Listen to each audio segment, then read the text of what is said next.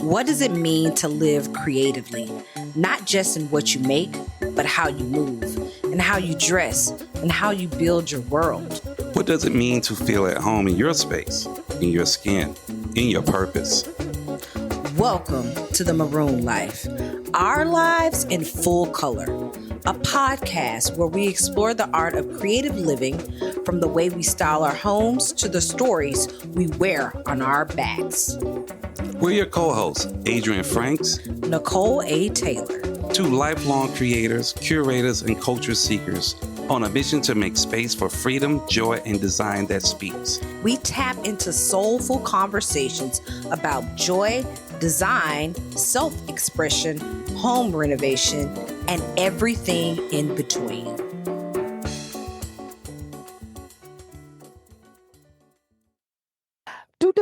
And we're back. And we're back. How you doing, Nicole? You know what? As I say, I'm blessed. You're blessed in what? Highly flavored. That's very old school Southern. I feel you. I'm blessed and highly flavored too. Southern. Well, we're both Southern. Old school, I don't know about that. That's up for debate. Okay. I can say this first. I'm a little shocked, but I'm not shocked. There are a few people who listen, more than a few people who listen to the podcast. Mm-hmm. And I got one text from our photographer friend, and she was like, how did you guys meet? You didn't talk about how you and Adrian met. I mean, did we even say how long we even been together? Or I can't even remember. No, we didn't. But you know, Okay. it's not one of those things I just walk around like, oh, I've been with Nicole since 2003. It's like, and you know, we've been together for so long, you kind of don't even think about that. It's one of those weird things. It's not like a merit badge on it, even though it is, but you just don't wear. I don't wear it on my shoulder. I don't wear it on my shoulder, dude. I hate the whole Super couple. super couple, power couple. That's a word that we don't use. But how we met, I think, you know, as we're talking about the Maroon House, we got to talk about how we met, because Sure. some of those same people, I would say, are still in our lives or influence not who we are, but how we live. And in some crazy way, their spirit, their aura, or their artwork is in the Maroon House. Right. I'm gonna let you tell. Well, we're talking about kinfolk energy today, right? Yeah. And I think that kind of leans to what we're talking about, this origin story of us, even though we have our own personal origin stories. And, you know, for those who want to know, me and Nicole been knowing each other, been together for quite some time. 2003, this is post 9/11, post 1990s. That's 21 years. I was freelancing at this spot in Atlanta called Nomen Nudum. You got to do the short version, Adrian. Yeah, I ain't gonna do a short version, but it's a marketing firm, right? It's a black marketing firm owned by these two guys by the name of Marlon and Stanley Yorker at the time. I was emceeing their event that night. It was a networking event in Midtown, and you was there with your old business partner, Stacey West. One of my dearest friends who I met in college. We had a candy company making gourmet chocolates. Do you remember the name of the place? It was an old house that's in Midtown, and It's it was been kind called of many like a things. bar. I can't remember the name. It of used the to be place. called Ibiza. It's been a bunch of different names, but I've done a bunch of, I made a website for those guys. So Stacy and I got invited there by, I guess Marlon Hubbard. He was his wife at the time. Stacy and I met them at like a benefit gala, and then I got in their orbit, and they were like, you should come to this networking event. I remember a few things about Nomen Nudum is that they used to be in Studio Complex before like Krog Street and the Beltline was even there. And so that's how I got invited to the event. So we go to the event. Stacy and I are, you know, hawking our candy company, our chocolate company, and no business cards. We didn't have business cards? Mm-mm. Oh my gosh, I'm embarrassed. We had to have business cards. Anyway, we go to the event. I don't remember anything really about the networking event except for I started getting the email from the guy who was emceeing the event. That would be me. Yeah, and it was literally the Substack of the early 2000s.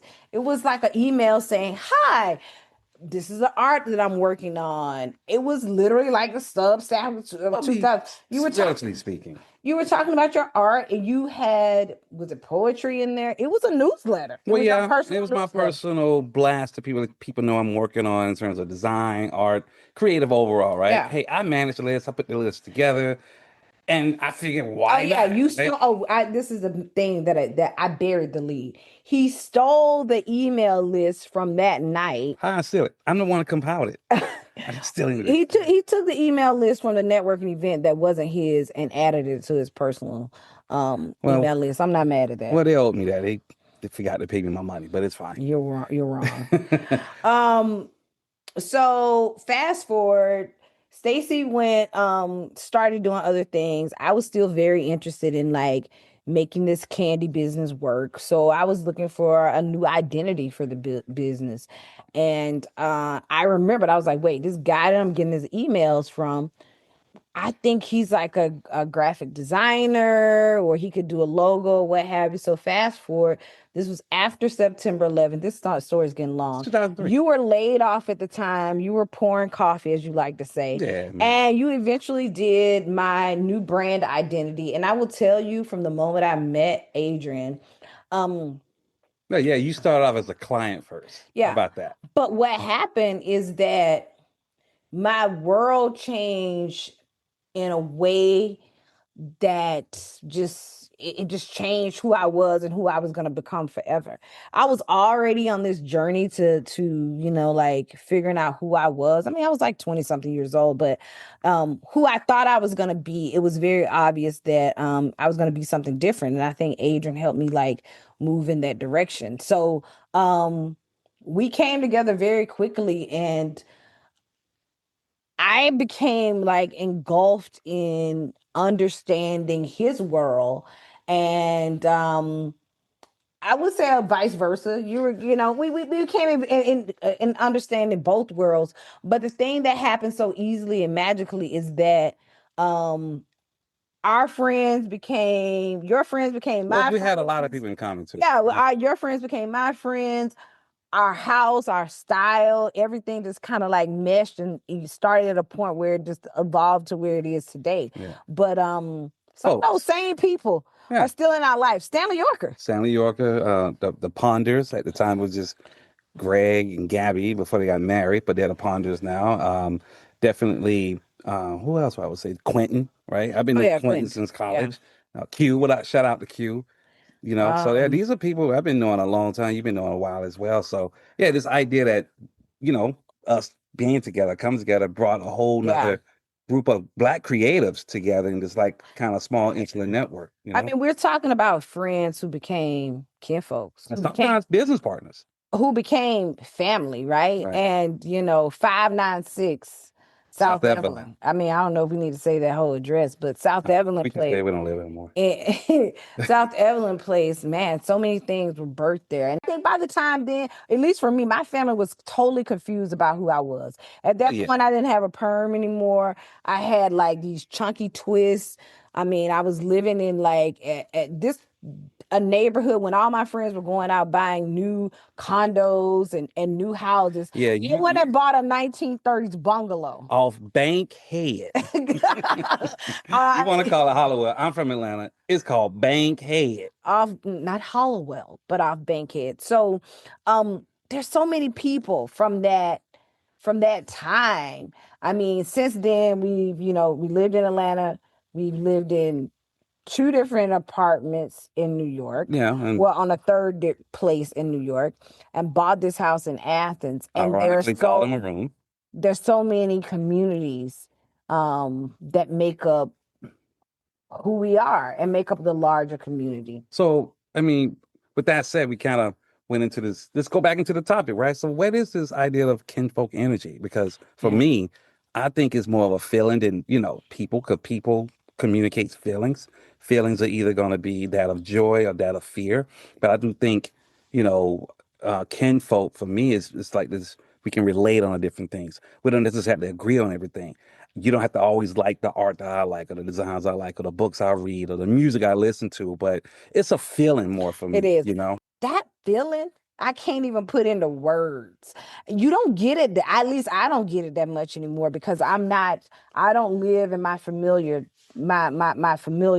town 24/7. And I would say even to go even further to say a lot of those people who said it with such conviction, they've transitioned.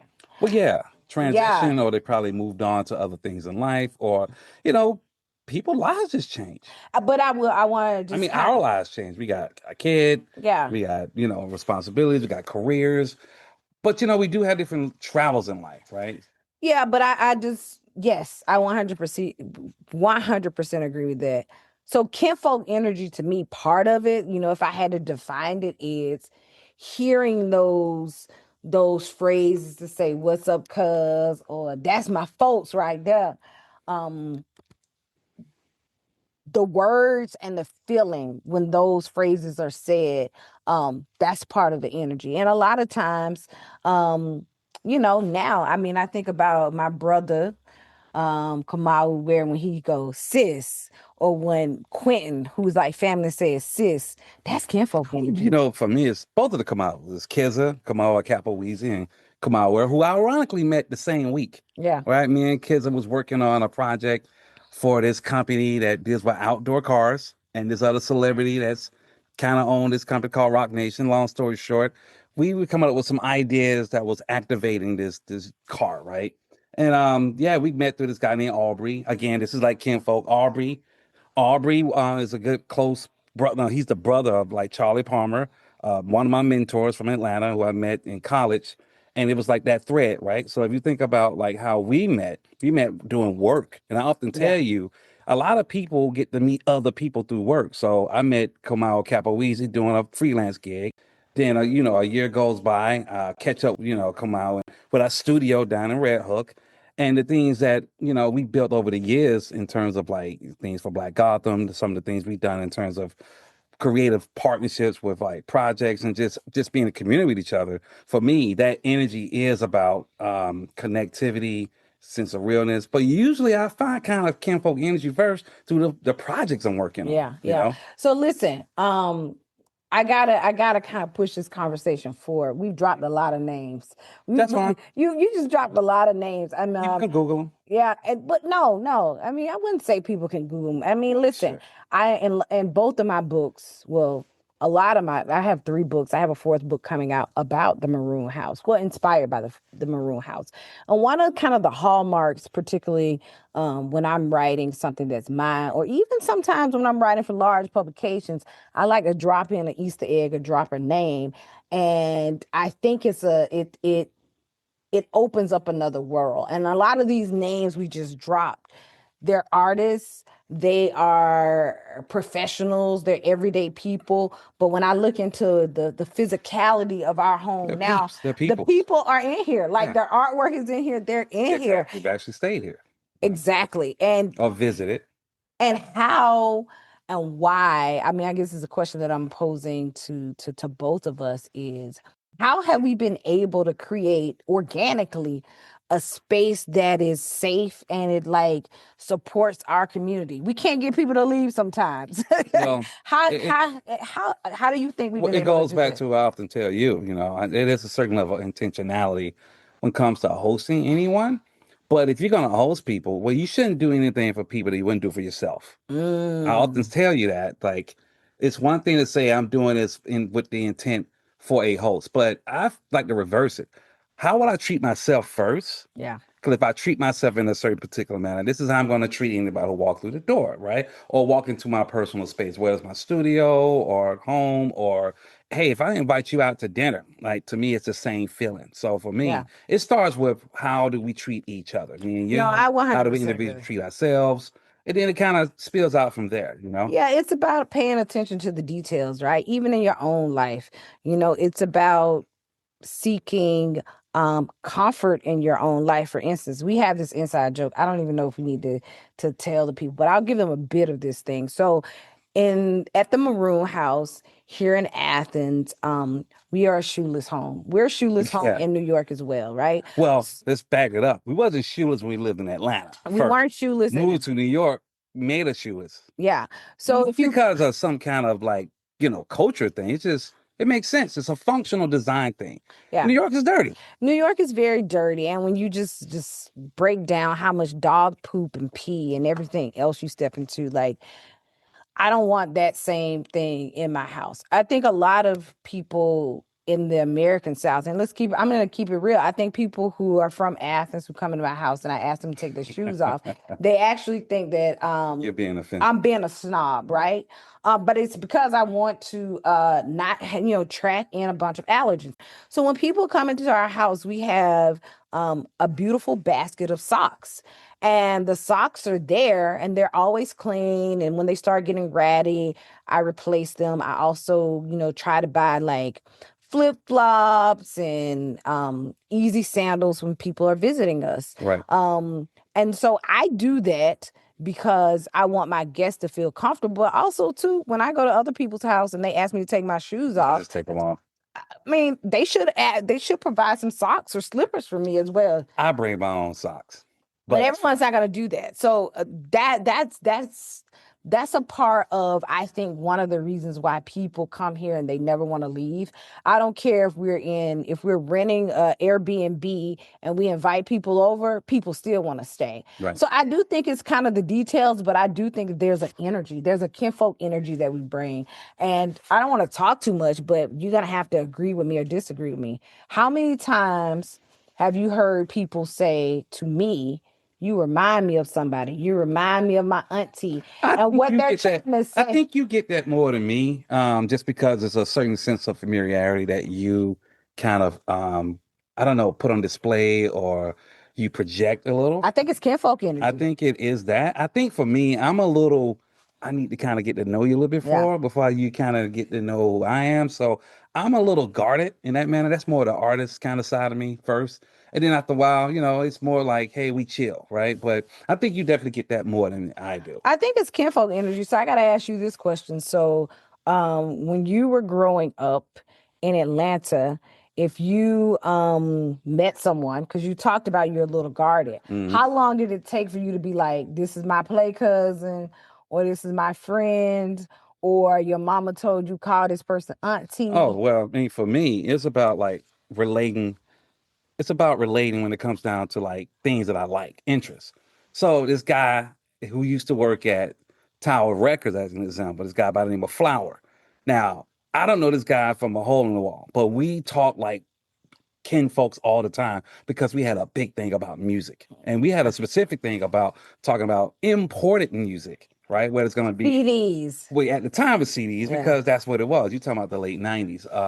But me and him will talk about a lot of things around hip hop groups, who had like imported or exports of certain groups that was from America, but they only had certain releases in like the UK. Or we talking about British artists, where you're talking about Mika Paris, Omar, the Brand New Heavies, Jamiroquai. We would talk about those guys for hours. Anytime I saw this guy out and about in Atlanta, it was like we were brothers. Like we just kind of kept caught up first about life stuff, then we just instantly went into talking about music. So for me, it was more about the Uh, things that I was into that made you kind of so kinfolk. what did you And a call lot of him? times, Did you call him by his name? You didn't call him I don't cousin? know his real name. His name is Flower to me. And I don't know his governmental name, but Interesting. that's fine because if I see the guy today, I know exactly who he is. And that's the beauty of it, right? Mm. Sometimes this kinfolk energy, you don't have to know everything about a person, but you can relate about certain things. So how would you say Flower shows up in the Maroon House? Oh, and the music, 100% the music. I got a system that can play music around the house pretty ubiquitously, or I can individually play music in certain rooms, just different soundtracks, whatever. For me, I like to come home to music playing in the house. That's You just, it do. feels better, right? Music is a big part of what So I you do. can go touch a CD and say, Flower told me to get I can this. touch all the CDs I ever bought from Towers that me and him talked about. I Wow. can do that with all my CDs. I know where they all came from, where I bought them at, who I bought them from. So for me, a lot of the kinfolk energy was always around cultural interests. And because, some people, again, I started kind of becoming cool with people based on the things I was into or based into the things that I was working on, right? And has to Mm. start with this magical, we just connect kind of thing first. Yeah. I kind of got to get to know a person first. Then it's like, oh, man, you cool. Oh, folks, you cool. Oh, yeah, she's mad chill, right? It becomes that. Yeah. And I know it's funny, one of the things that recently I realized is that I let people, or I tend to give people my kinfolk energy naturally, Mm-hmm. soon as I meet them. And Yeah, I'm not like that. it's not even like I even realize that I do that. I think it's just kind of who I am. But I do realize that everyone doesn't deserve the what we call the kinfolk energy, right? Right. Which is for me, I think is about giving a little piece of myself and sharing the abundance or Well, that's the archetype of a nurturer. yeah, sharing because I feel like I am abundantly blessed. So immediately if I feel a little kinetic energy, I will give it to them. Mm-hmm. But one of the things that I've learned recently and or unlearning recently is like everybody's energy doesn't need to be in your house. And a lot of times they don't have kinfolk energy. Right. And so I think I knew that growing up when people say, "Oh, such and such can't come over my house," even if the cousin, like the blood cousin.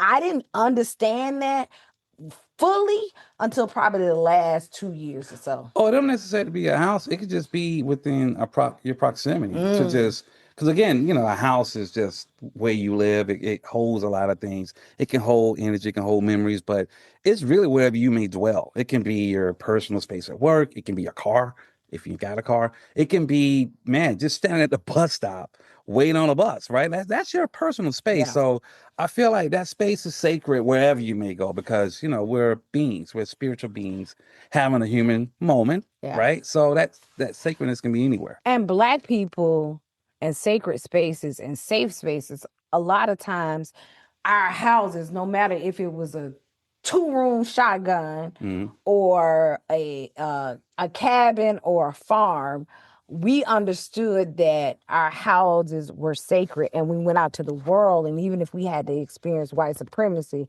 or even if we were enslaved and had to go work in the big house, we wanted to keep all of that out there Hmm. because the little room or the big room or the mansion that was ours, it was ours and it was sacred. Let's just take a quick break, and when we come back, let's get into that, Okay. like the origins of like kinfolk energy. Who kind of maybe started this? I think it goes even before the Maroons, but the Maroons did certain things. Yeah. And what does it mean to have kinfolk energy just kind of going forward? So let's take a quick break, and we come back and talk more about it.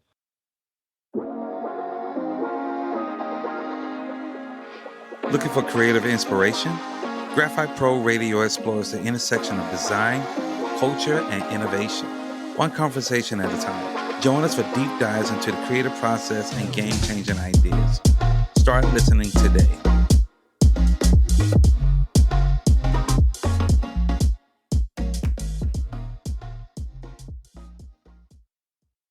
All right, we're back, Nicole.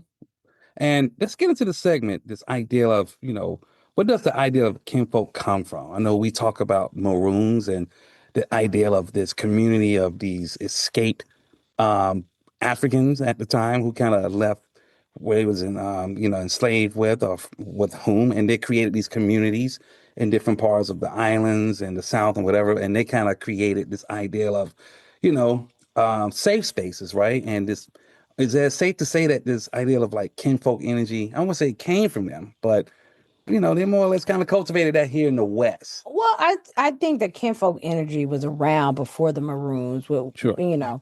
I think you can read about the Maroons in, the swamps of Virginia. You can read about the Maroons in Jamaica. the Caribbean, and you can read about the Maroons in Charleston. It's people's like, oh, peace out. I'm about to lead a plantation and I'm gonna create my Right. own Intentional community. spaces. Intentional space, right? But I think that the kinfolk energy was there. I think what they did something very radical. Right. They put their lives on the line to say, we not only are we going to escape, but we are going to take all the knowledge that's always been inside of us, Hmm. um, and create a space where we don't need anybody else, and that's what happened. But you have to already have the kinfolk energy to be able to do that successfully. I mean, successfully where people are studying it and Right. writing about it, and there's research about the Maroons and what they did. So the kinfolk energy been with us. Also, I see how it played out too in certain periods of our lineage. Where you talking about the Harlem Renaissance, Yeah. where you talking about groups like Spiral, who's a group of visual artists that operate in New York, who more or less did a show together, but it was like a collective of Hmm. people and these creatives who wanted to do some radical things around freedom of expression, around creativity and art, right? Yeah. And they, Kinfolk energy, when you talk about the Harlem Renaissance, I often think about the Great Migration. hmm You would basically, leave the American South hmm and go north, or some people even went west, but you would have to reach out to, or somebody would send you a letter and say, or a ticket, or a ticket to say, go see John Smith right? at such and such address. He good people, Right, and you would call John Smith your cousin, but he wasn't your cousin because he looked out for you when you got to Chicago. right. He told you, what boarding house to stay at. He got you a job, and your whole life you would say, John Smith is my cousin, to my people. And then 2 generations back, you like, is John Smith our cousin? Then somebody explained to you, like, nah, nah, nah. He just met him when he went to Chicago. That's kinfolk energy. And also, I've seen kinfolk energy play out in certain communities. I've seen it play out on the Vineyard. I've seen it play out in Sag Martha's Harbor. Vineyard. I've seen it played out in certain aspects of Atlanta. Definitely seen it play out very well growing up in Atlanta.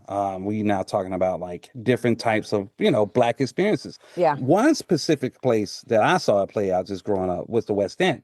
Now, if anybody knows anything about the West End, this was like a cultural hub for a lot of different Black communities. We're now talking about people who was from the BCN, which are Black Christian nationalists. You're talking about guys from the Nation of Islam. You had a lot of the Rasa communities, but you also had right next to the West End, you had the AU centers, right? So you had Yeah. a lot of Black students, but the West End was like the cultural melting pot for a lot of like experiences in Atlanta, culture experiences. I've seen the guys like Jason Wall, who started funk jazz, and a couple other people. A lot of those guys got a lot of the ideas who started their more or less culture experiences from the West End. Now, growing up, one thing I can remember that was kind of kinfolk energy was going to the BCN, right, or their bookstore specifically. The Shrine of the Black Madonna. Yeah, that bookstore, you walk in, you felt like you knew everybody there, right? Yeah. And chances are you probably did. It's a young homie. I got a chance to see Alice Walker talk about some of her books at the BCN, right? And that was like beautiful. I was with my family. My dad knew a bunch of people there. He was used to be a member of the BCN, him and one of my cousins. But, again, that is like a specific community that like kind of handle certain cultural experiences, and everybody kind of knew each other and they supported each other, financially, culturally, even spiritually. So that was like one example for me. What about for you? Well, I mean, I grew up in East Athens mainly. My home house that my folks moved in 1974 still stands, and we still own it. Yeah. And then across the street, which is now a passive um, river park, is where they originally lived. I mean, when I say across the street, I literally mean like 10 steps over. Mm, Um, there were like rows of shotgun houses on the river. So I grew up in that same community. So that's the community I've known for what, 50 years, basically, almost 50 years. Yeah. almost 50 years. And so I was able to see, I ain't telling your age, huh? nah, that's what I was like, almost 50. I was able to see working class, and I would say white collar workers, because there were teachers, there were Yeah. nurses, Mm, there were municipal workers, people who worked at the University of Georgia. There were a montage of Black people, but I saw community there. right. Those folks looked out for each other. You would call when somebody's dog was loose. You would, people would call and complain about us running through their gardens. So I got to see Black people working and striving hmm and moving through different class levels and communities. And I think that pride and seeing those people keeping their yards up, getting a new car, people graduating, and living in Atlanta and living in New York, I think my experience of kinfolk energy and your experience of kinfolk energy, it just kind of, it was in us, and it just naturally kind of came together, and it spews out everywhere we Well, we reside. well, let's talk about that. Let's talk about how have we used that framework over these last 20 plus years. I know it started with us doing things at our old house off Bankhead. We would host a bunch of little, gatherings and soirees. Sometimes I would show art. You would obviously cook up beautiful things. But then we moved on to New York, right? Our old apartment in Bed-Stuy, and then at some point we acquired a studio down in Red Hook, Oh my gosh, right? those were the days. But the beauty of this kinfolk energy and the framework of that is by, inviting all these different people Yeah. in and creating these spaces where it's going to be intentional or just something random. What it did do was build community. It did. It did. Wow. I mean, I want to go back to like two moments. When I think about the Atlanta days of us being together and like hosting people at our house, it was just organic. We weren't trying to say, hey, let's have a happy hour. Because now we're like, okay, our tradition is like doing happy hours. Um, and I just think about all the just kind of classic good times we had Yeah, there. yeah. And it was just easy.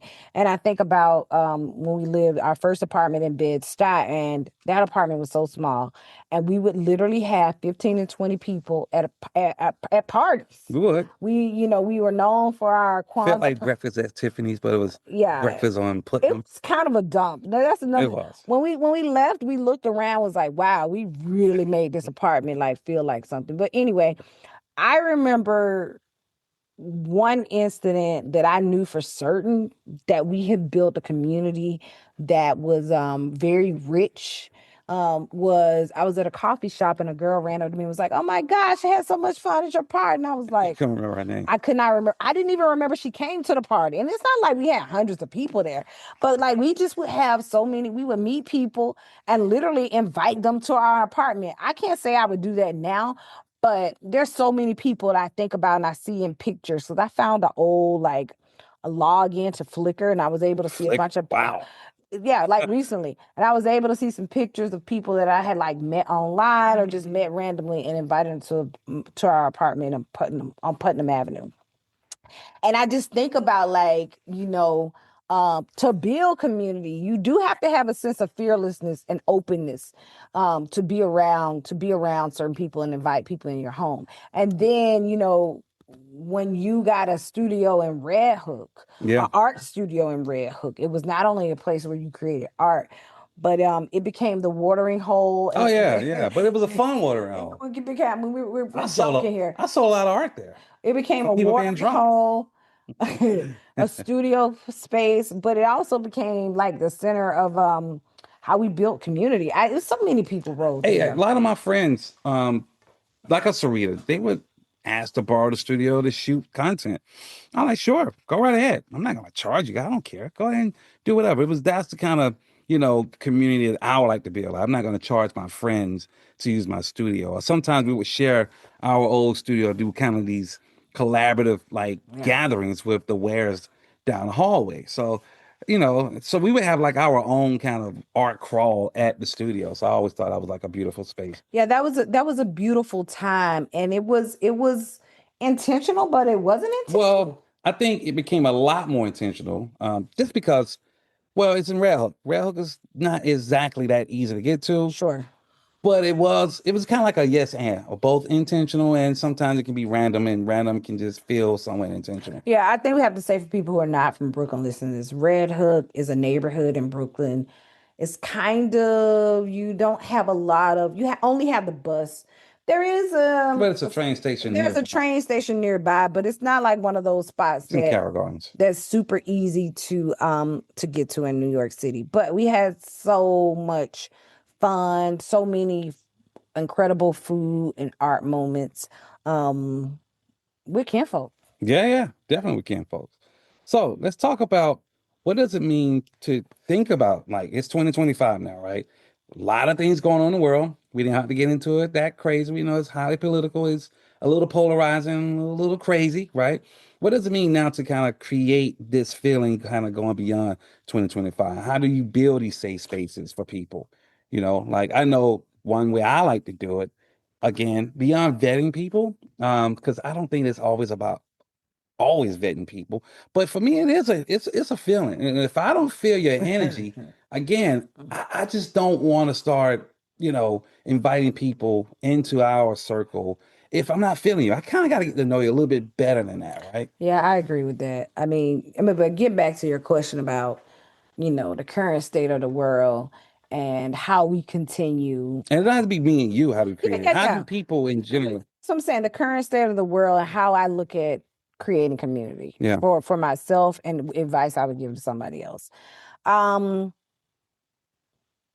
I think they're going back to our early days of being together 20 years ago. I think that there was a fearlessness, right? right. There We're was younger. there was an openness. There was our guards were not up about people. It was the Obama years too. Whatever. I said it. It's cool. Our guards were not up about people, Right. you know. So I would say gotta let your guards down a little bit. Just a little bit, right? Yeah, you don't have to let them all the way down, but I think you do have to let your guards down and be a little bit more open um, to inviting people in. And I'm air quoting here when I say inviting people in, um, that you may not just kind of feel in the very beginning. And when I say in, it may not be at your house at first. Right. You may invite them like, hey, I'm going to check out, Americans in exile in Paris at the Georgia Museum of Art. Right. You want to hang with me? Mm-hmm. It's that's how you invite people in. So that would be my one piece of advice. And my other piece of advice for people is to step back and do something for yourself. Right. Find And other interests. yeah, to do something for yourself and see how that moment or that thing opens up your world to other people or other ideas, um, and other ways of living.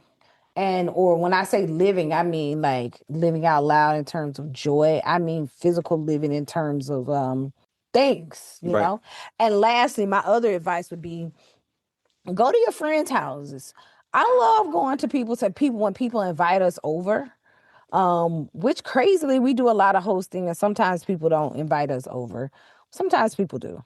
I mean, I think it's vice versa. A lot of people don't host anymore. Let me just pull back and say this: people don't host as much as they used I to. think the pandemic has something to do with that a Yeah, little I bit. mean, we still host a lot. We still host at least once or twice a month, minimum, Right. right? But a lot of people, it's a thing. I mean, we could do it with our eyes closed, right? And I say, going to other people's houses, I get to see how they live, and they may have a book, um, that I'm like, oh, I need to get that. It means that you get inspired by how they just have a different sense of welcoming people into your home. So, um, the kinfolk energy moving forward is really about opening yourself up, I think opening yourself up a little, being a little, kind of stepping back into freedom. You know what I'm saying? Stepping into being free, a little bit more free. no, I agree. I totally agree with that. I do think for me personally is, sometimes you have to find your tribe. Sometimes you're part of multiple tribes. You're not part of just one tribe, right? We've had a friend from the past, and God bless her, she's no longer here on the earth. But at her memorial, the one thing I learned from her is that, man, she wasn't just a part of one community. She was a part of a lot of different communities. And when people showed up to memorialize her, what we understood is that, Mariba was like, man, Mm, she was everywhere. She was living this kind of kinfolk energy wherever she landed. yeah. Whether she was doing activism work, whether she went to dancing, travel, food. She had community specific for all of those different things. Sometimes they overlapped, sometimes they didn't. But what her energy was is that she brought that energy wherever she landed. And I think that's what it probably means to move forward from this moment going forward for a lot of us is to find your different tribes, Yeah. right? Every tribe is not going to be with each other. Some friends don't need to be with each other, right? It's just real. Don't mix all your friends. Mix some of your friends. That's number one. I think also too is that once you kind of find a tribe, be actively a part of that tribe. Bring that tribe your gifts, your ideas, your talents, and just your overall love. So I do think finding your different tribes is going to be kind of great too. And that's kind of how I see it, in terms of how you reinvent or bring kinfolk energy into 2025. You just take it wherever you go. Well, I guess we shouldn't say bring it in 2025. Bring it in 2026. Because, I mean, Okay. look, Just going forward. we blinked 2 times. We're going to be putting the That's right. Christmas decoration up. 2030. What we putting? So this was good. This was good. It was great. I Okay, like it. I listen. dig it. And listen, I love the feedback. Someone was like, I love this. I love this. Keep doing this. Keep sending it to me. And we're gonna be back. We're gonna be back. We're getting into a routine here. Let us know what else you want to hear from us. All right, until next time. Till next time, peoples, we talk. Be easy. Peace. Thanks for tuning in to The Maroon Life, where creativity meets culture and joy. Part of the Caffeine Media Network. Follow us on Spotify, Apple, or wherever you listen.